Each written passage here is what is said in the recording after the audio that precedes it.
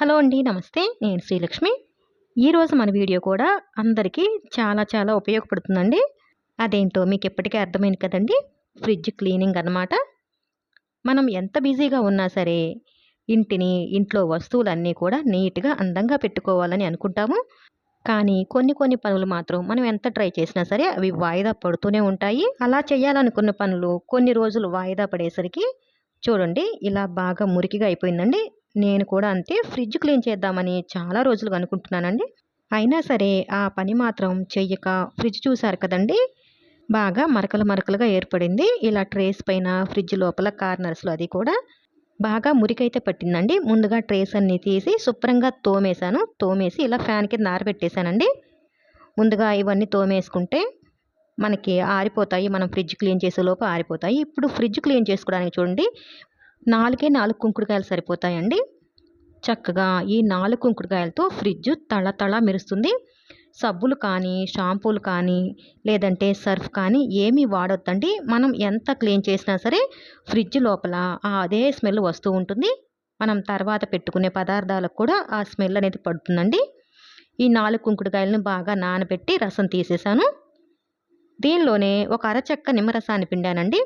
నిమ్మరసం అనేది ఎక్కడన్నా మరకలు గట్టిగా పట్టి ఉంటే మనకి ఈజీగా పోతుందన్నమాట. దీనంతా వడకట్టేశానండి. పిప్పది లేకుండా శుభ్రంగా వడకట్టేసి ఒక మెత్తని క్లాత్ కానీ లేదంటే ఇటువంటి స్పాంజ్ క్లాత్ కానీ తీసుకొని ఆ లిక్విడ్లో ముంచి శుభ్రంగా పిండుతున్నాను.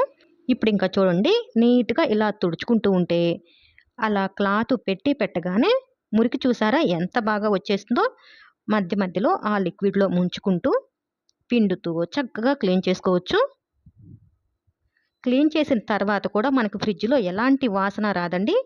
కుంకుడు రసం అనేది చాలా ఎఫెక్టివ్గా పనిచేస్తుంది. మరకలన్నీ చాలా బాగా పోతాయి. మనం ఇక్కడ ఎలాంటి కెమికల్ లిక్విడ్స్ వాడట్లేదు కాబట్టి అది కూడా హ్యాపీనే కదా. ఫ్రిడ్జ్ ఎప్పుడూ కూడా నెలకి ఒకసారి లేదంటే కనీసం నెల 15 రోజులకు ఒకసారి అయినా సరే క్లీన్ చేసుకుంటే నీట్గా ఉంటుందండి.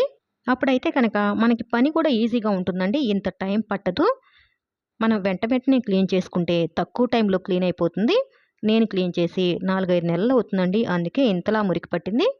నాకు మా ఫ్రిడ్జ్ అంతా క్లీన్ చేయడానికి 45 మినిట్స్ పట్టిందండి.